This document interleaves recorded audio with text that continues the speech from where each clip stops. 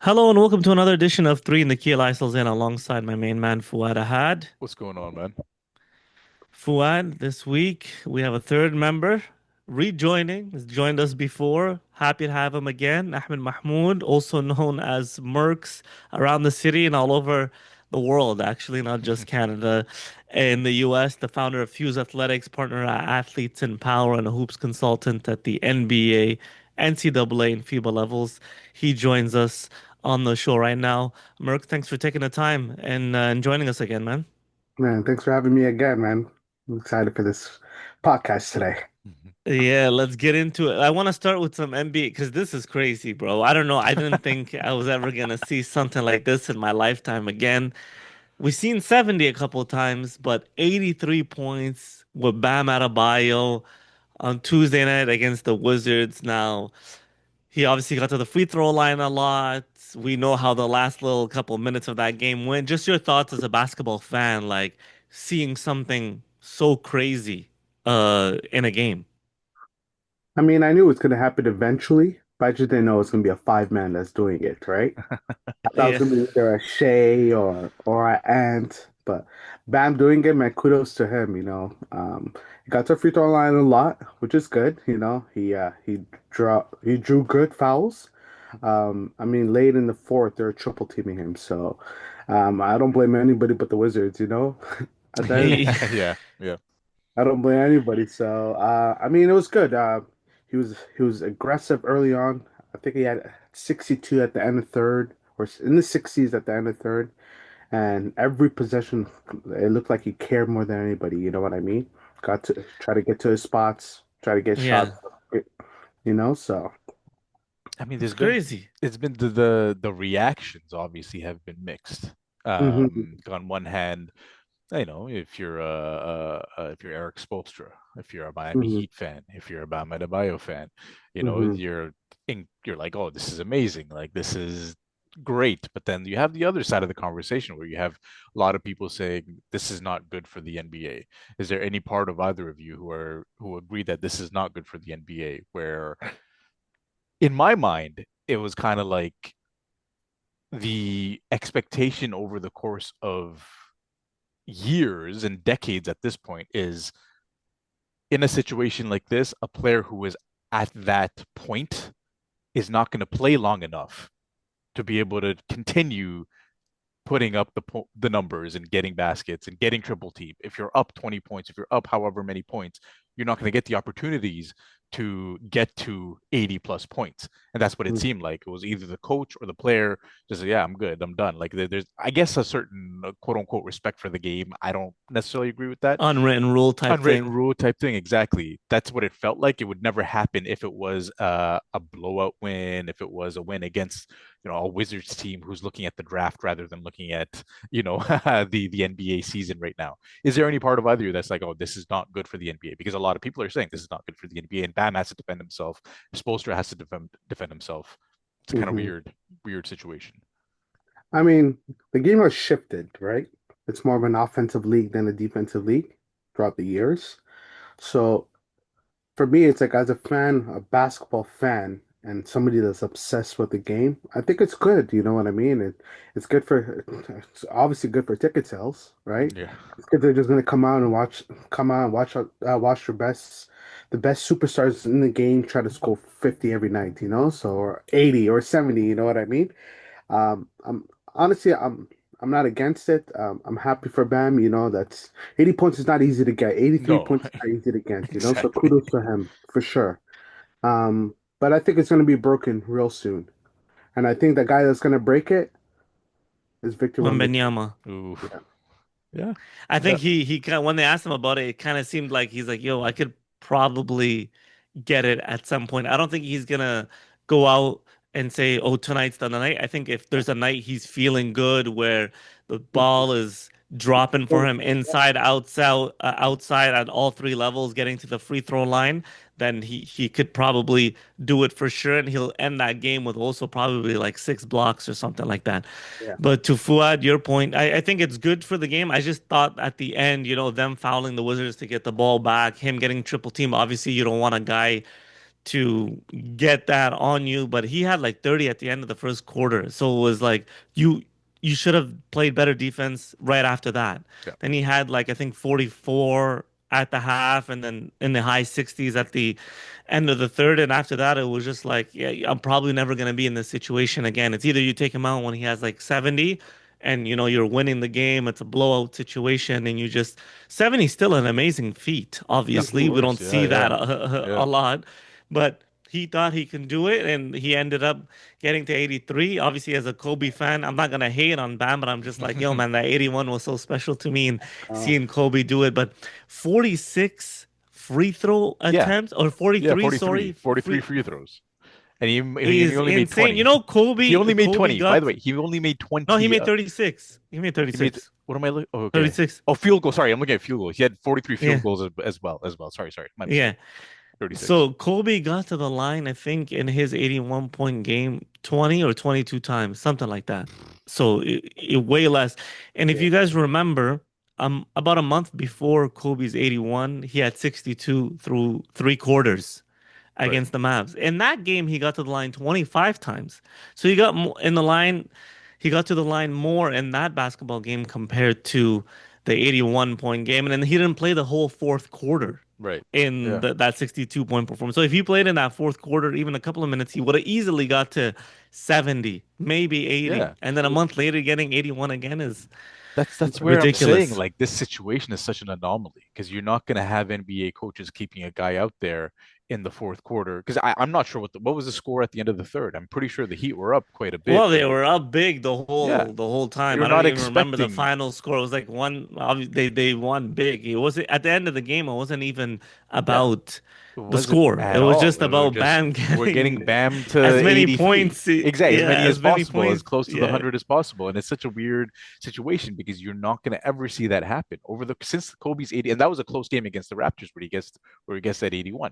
Yeah, until the Until towards the the end end, where towards the end. Yeah, yeah. yeah. But at that point, it's like, okay, keep it going, right? Once you've passed whatever the second highest was at that point, I think it was 70 something, probably by Wilt or Kareem, I'm not sure.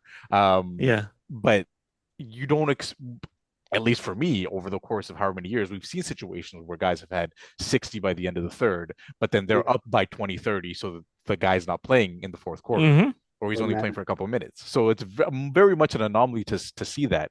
So even when Murks, when you say Wemby's the guy that we expect to see it, yes, absolutely, he has the skill set, but I don't expect the San Antonio Spurs scope coaching staff and as an organization to be in a To keep him in situation the like this, game. to keep him in the game, to continue to go and try to reach that point. I don't even see Wemby as being that guy because I feel like culturally, and you would think culturally, the Miami Heat would also be the same. We're up by this much, so we're not going to keep this guy out there. So maybe the tide shifts the way the tide shifted when LeBron built that super team in Miami, and then you saw so many other super teams being created. Maybe the tide shifts where other NBA teams do that. If we're going to look at kind of an unexpected guy, because Bam was an unexpected guy in my opinion, to get to 83. For We sure. I just think said so many everyone other guys. I'll say like a agrees.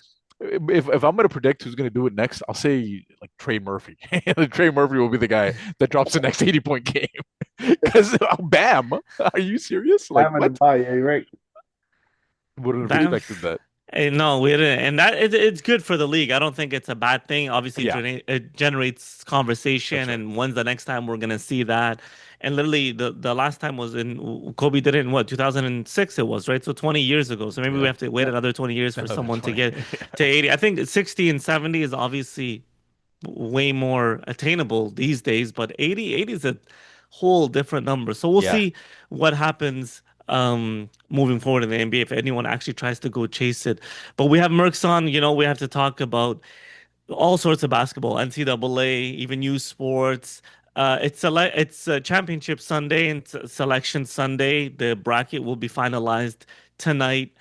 I want to ask you, Mergs, how much can this tournament, the NCAA tournament, impact you as a player? Because we brought you on, we've talked to you before about NIL, and we want to talk more about it. How much can this tournament have an impact on a player to receive more NIL, to like if you're on play for a smaller school, have a big tournament, transfer to a big conference, or even your stock goes up so much that you can enter the NBA draft. Hmm. How much can this tournament prove that for a player? Hmm. I mean, it's the greatest time in basketball right now, right? We're entering March Madness. Like you said, too, Selection Sunday. There's still a few finals left today. Obviously, the ACC final. Yeah. You got the Big Ten final. Michigan's in it today. Obviously, SEC final with Arkansas. So a lot of crowns are going to be given out today in terms of programs. But in terms of stock, you're right. If you were a player that played at a lower division and you got to win your conference, and obviously you're going into the tournament as an underdog because we already know either a one seed, a two seed, a three seed, or four seed is going to win a national championship, just like by analytics and data and all that stuff from the past tournaments. But if you're a 14, 15, 16 seed and try to push it all the way to Elite Eight, I mean, that's going to push your stock for sure, especially if you're freshman and sophomore. Coaches are always going to try to not poach you, but if they see your names in the portal, you're going to get a lot of buzz, right? I mean, this year's a little bit different where the portal is only a certain amount of days and it's opening after the tournament's done, right? So that gives Hmm. it gives leeway to teams that are in the Final Four, in the Elite Eight, in the Sweet 16 to also like be part of the process of recruiting players, right? Instead of only getting a few days to just watch film and talk to agents and all that stuff, right? So, um, on the blessing on our side, it's like, okay, we got four guys for sure locked in to go into the tournament. Um, and I'm excited, man. It's gonna be a really good tournament. You know what I mean? Even like the lower seed teams that we know are gonna get lower seeds are gonna shock some teams for sure. I think a 10 seed might be a in the second round a second seed. You know what I mean? And we'll see. You know what I mean? It's What good. team? What I think teams I'm you a have huge on fan. your You know what? radar? I'm a big fan of B Hobbs. So he coaches at University of South Florida. I think they're gonna come out and shock a team for sure. They got the They're pitch. playing their conference championship today Yeah, too yep, in the yep. tournament. Yeah. They're probably gonna win today. They got a few Canadians on that team, and I think they're gonna shock some people. Obviously, for me, it's like I like the bigger teams. Obviously, I'm a big fan of Michigan. Michigan's like I'm a diehard Michigan fan. You know what I mean? I think they're gonna make some noise with Landenberg obviously hitting a big three yesterday to be Wisconsin to get to the final today. Yep. Um, you can never count out UConn, right? Hurley's doing this thing with that program, you know. The the possessions that they run on offense is just to tire out teams. So, you know, they're just gonna go after counter after counter after counter after counter, and that's why a lot of their games are blowout wins. You know what I mean? And they've proven they've won in the past, so I could see UConn going far. Obviously, you can never count on Florida, aggressive, rebounding, defending team. Obviously, they got two small little guards, Boogie and Xavier, but their five man is legit, their four man is legit, their three man's legit, their bench players are legit. You know what I mean? So I'm excited. But in terms of mid-major programs are gonna make some noise, I would definitely say South Florida. You know, I don't want to jinx them or anything, but No, because oh, we're gonna be people. A lot of people are gonna be filling out brackets Exactly. this No, it's coming good week, to yeah. including myself. So they were on my radar. yeah. I think I think now teams or schools are probably more balanced just because of portal and transfers and Yeah. stuff like that. But I Hmm. think one team that you didn't mention is a big time school too. I think is Duke. They've played well all season long. Yeah. And they won the ACC regular season. They won the tournament yesterday Yeah. against Virginia. So I think they're going to be definitely a hard out. And I think just the way Cam Boozer has been playing, he's definitely going to get a lot of buzz for maybe being National Player of the Year. He's Yep. really that good. And he's probably going to be the third player picked in this summer's draft, which Yeah. is crazy. The third. I know. Damn. I know. So who are the two above him? Is it Debanza and then the I, Devonta Kansas and Peterson. I want to Kansas kid? ask Yeah. you about that too. yeah. Peterson, like that's Kansas. Obviously, Bill Self been there for a long time. He's won championships. When you have a kid like Peterson, so much talent, especially offensively, can handle the ball, could score really well. But Hmm. he's had this kind of cloud over him all year, missing games, subbing out of games, cramps, and all these kind of issues. How does that impact his stock going into? And he, along with Demansa said that they might come back for another year because there's so much money at the college level. But if they end up going, and especially Peterson, if he ends up going, like if you're a guy evaluating talent and you're a team that has a top pick in this year's draft, how, is that a big red flag for you?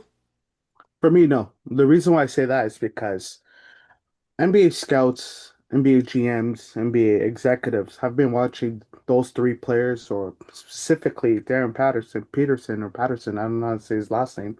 They've been watching him for a few years, right? At the high school level, Team USA level, when they're competing for global championship medals. So scouts have been watching this kid for a long time, and even with a few hiccups this year with cramps and some minor injuries and all that stuff, he's still going to be a top two pick. You know what I mean? His stock is not going to depreciate. It's actually going to appreciate in due time. You know what I mean? Do I think he's coming back? Absolutely not. You know what I mean? It's just the landscape of the game, you know what I mean? You got a guaranteed top three lottery pick.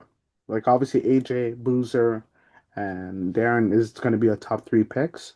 And then after that, you got the Caleb Wilsons and the list goes Yeah. on, the XL.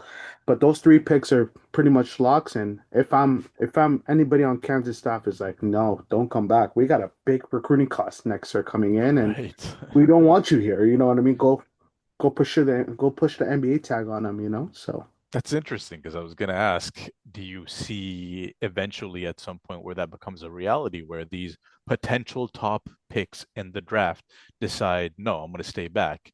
Specifically, maybe not specifically, but for obviously a lot of players, the NIL aspect of it makes it more comfortable to stay back and to continue living out, in a sense, a comfortable college life where you are a superstar athlete in college, living the life, and then also trying to go and win that tournament, right? Like you mhm. to get a second and third opportunity. Guys in the past it was one and done, and you have the one opportunity, you don't win it. Okay, cool. I'm moving on to the NBA. That's how I end my college career.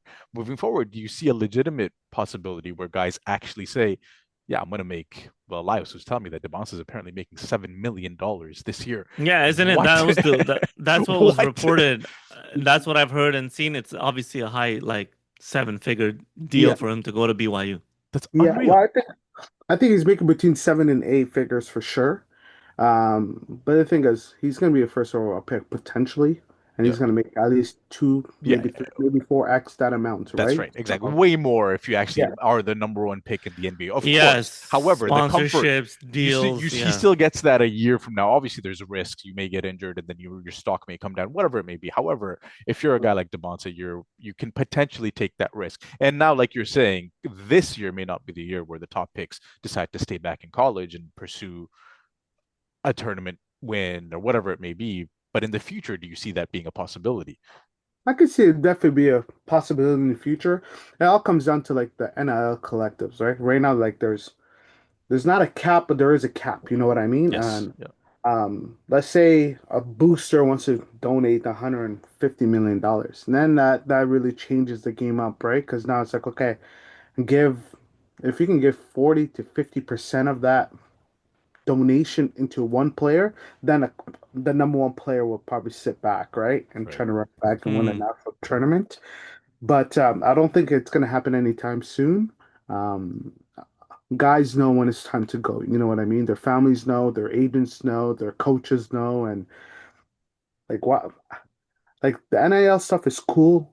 Like when getting earning income playing basketball at the college level, but nothing beats the big leagues. You know what Yeah. I mean? Yeah. Competing with the top of the top, and if you have an entry and there's an opportunity to go right away, man, just I hope all players can exercise that option and just go right away. You know what I mean? So.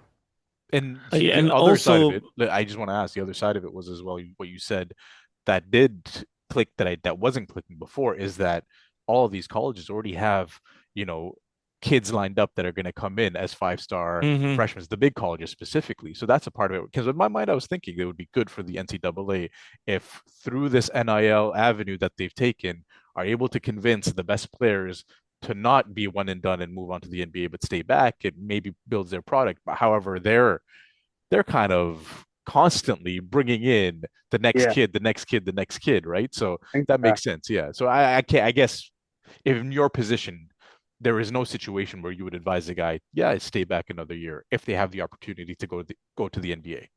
I mean, if I was in that position where I'm representing a player that's potentially gonna be a lottery pick, obviously I'm gonna have a sit down with the entire family and look at what's their beliefs on this? Do you want to experience a sophomore year, or do you want to go play against KD potentially his last year, or do you want to play Right, against right. Curry his last year? So I'll weigh the pros and cons with the family, but I would try to push the NBA tag for sure, just because it's the big leagues. You know what I Yep, mean? And the earlier you can get in, the earlier you can get adapted, the earlier you can understand the game more, because obviously it's two different type of games. The shot clock is different, the spacing is different, right? So. right. The Um, speed is different. Speed Yep, is different, you know what I mean? So, I will try to send a guy as early as possible. And then obviously the average lifespan is what, 3, 4 years in the NBA. We're trying to right, get in as quickly as possible, maximize that 4 to 5 year slot. That way you're eligible for pensions right. Yeah, and benefits and all that stuff, right? So try to get in as early as possible. That's the key to it. And obviously, the league likes younger dudes, right? Obviously, older dudes are getting opportunities with two-way contracts and all that. But the younger you are, and the more you're producing at the college level at the younger age, once you get to NBA, and you're adapted to it. I think you would be really good in a really good position, you know. And you wanna once you get drafted, you're getting a multi-year contract. Like in the NCAA, you're getting NIL for a season, and then obviously if you're really good, the next year you'll still get money if you're a Mhm. top guy that wants to come back. But in the NBA, you're getting a multi-year deal, 2 years guaranteed, depending where you get drafted, is a whole bunch of money, and then most likely. I mean, nowadays, sometimes you see it, teams don't pick up options, but usually they'll pick up your third and fourth year option. So by the end of your rookie contract, depending where you're selected, you're making, close to probably 40, $50 million easily in your first couple of years in the NBA, which is life-changing money. And on top of that one season you had in the NCAA where you made, if you're a top guy, close to, 7 or 8 million or whatever, it's a lot of money. And those guys tend to stay longer than the 4 or 5 years, the average lifespan. So obviously, if you have a guy that could be a draft pick, I think a lot of guys they like to say the good things and yeah, I want to come back. I want to get it. My mom wants me to get a degree and all these things, but I think your mom's okay with you going to make 10 to 12 Yeah. million dollars And and then do as a do it first overall do some pick, online and then classes, like get your degree. yeah, or take Yeah. summer A lot classes of and dead Yeah, you'll time. Yeah, it's a yeah, lot uh, of dead time in the NBA, so exactly. No, you can for still sure. do uh, online schooling. So. Yeah. exactly. I want to know, Murks, how you balance like loyalty to a player. That's your guy. You want the best for him, but also maintaining a relationship with teams or schools you don't want to tarnish your relationship with a school and then they never come to you to try to sign one of your players or like, hey, I'm looking for this type of guy. Do you have someone on your radar? How do you balance that? I mean, for me, it's like I'm huge on relationships, right? And I know how to balance relationships. Loyalty is one of the three key values that I try to utilize every single day. So I know how to balance friendship and I know how to balance business, you know what I mean? Especially with some of my clients. Because a lot of the clients that I represent or work with, they're some of my closest friends, you know what I mean? We Hmm. chop it up on a daily basis. I know their parents, they know my parents, I know their girlfriends. They don't know mine, but you know what I mean. But yeah, I mean the relationship is. I'm like I said, I'm really big on relationships. So whenever I go to like schools and all that stuff, I'll just I'll ask schools and ask them like, what are you looking for? You know, are you looking for a combo? Are you looking for a stretch four? Are you looking for a five man? Are you looking for a creator or defender? You know what I mean? And then I'll go back to and present my guys that I can present to them, you know. And for me, it's like when I talk to my guys, and that this is where transparency comes. I'll tell them straight up, like, listen, I just talked to this school, present to your profile. I don't know if they're gonna like you. I don't know if they're gonna take you, but at least it's in your radar, you know. And that's part of transparency as an agent. A lot of agents nowadays where they get information, they present the player, and they don't feel their player until the paper is ready and they're ready to sign. You know what I Right. mean? Yeah. I like to get the player involved in every school that's recruiting them. That way they understand, okay, I can go watch synergy on these guys and watch their style of play. You know what I mean? Right. Or I can go watch their conference and go look at their stats and the analytics and roster construction and all that stuff, right? So, um, Hmm. And that's the cool part about the position I am. It's like I can feed off information to any kid anytime based on my relationships that I have with coaches and executives and GMs. Yeah, that open communication feels like it would be so important, especially for a young guy who's kind of I can imagine myself being in that position and there's an anxiety and like not hearing anything from my agent, like not being Agree. told what schools are looking at Right. me, like that would suck. So to have that open communication is probably so important for these guys. I think you said you've got four guys that you're representing that are playing in the tournament. Yes. So I want to So ask how many total players do you represent? And when you have four guys playing in the NCAA tournament, what's that like for you? And what are the conversations that you're having with them to prepare them to kind of go into the situation, plus whatever may come next after a tournament? So our agency, Athletes in Power, I'm the director of scouting there. We sent 8 guys to the NCAA this past season. So 4 guys made it to a tournament. So 50% of them It's huge. made it to a Yeah. big dance, Big which is time. huge. Now we scaled. Obviously, we're very selective on who we bring into the agency. It's not about quantity; it's about quality, right? Guys that come from good foundations, guys that their parents are really involved in their academics, right? And we scaled up to 22 athletes right now, and 22. Damn. 8 of them already placed. So about what is that? 14 of them are going to be placed next year. If we can get to 10 guys that make it to a tournament next year and at different conferences, whether that's high major, mid major, low major, that'll be huge for the agency. But 4 guys made it, and those 4 guys that did make it, one's at UNI, so Ishmael Diouf that was at NC State last year. He's actually battling a little minor injury on his knee, a meniscus tear. So Mhm. he's been playing with that all season. You know what I mean? Wow. Coach still believes in him. Obviously, his role has dipped a little bit just because his production of his knee, right? Mhm. But he's still really, really impactful. Not box score stats, but like the screen setting, the box outs, the fighting, the hedging, the drop coverage. So he's been really, really impactful in that. So and not only that, like he's going to a big dance, but he's gonna be an academic All-American. You know what I mean? Really good student. Damn. Nice. When it's all said and done, he wants to become a either in chiro or kinesiology. You know what I mean? And there's always opportunities in that field. Especially in sports. Mhm. So and then obviously Edouard Benoit, he went to a really good CEGEP in Montreal, Brébeuf, which is one of the most prestigious, I would say, CEGEPs in It's Montreal. been around for a long time. Exactly. A lot of legends went there, and they made the tournament with Lehigh, Patriot League, so that's huge. And then obviously shout out to the Laurentian guy, Gian Gala, that's at Kansas. They're obviously gonna make the Hmm. tournament. Mhm. And then Olivier Rue, a 7'9", 5 man, that's at Florida, won a That's national right. championship last year. So he's gonna be able to run it back. He's getting mobile, he's getting fluid now. So really happy with the work that our guys did with their respective teams. And now it's like, okay, the next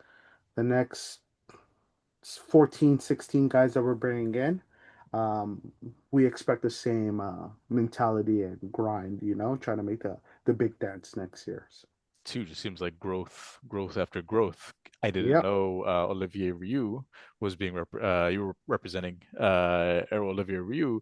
I think I would say he's like the most social media, like people have seen him on social media as like, oh, look, this Hmm. massive Canadian. He's bigger Yep. than Wemby, bigger Yeah. than whatever. What do you see of him after Florida, or after this season, after this tournament? Like, do you expect him to move on to the NBA? I'm sure people are curious to see this big Canadian kid. What are his prospects moving forward? I mean, this is something I talk to my partner about all the time. And my partner, Peter Yiannopoulos, great dude. He's a broadcaster. He's a former coach. Similar routes as me. Obviously, he spent 10 years on the sidelines coaching, but he coached at the CJEP level. He decided to make the jump and coach at the Division One level at UMass, and then has been broadcasting ever since.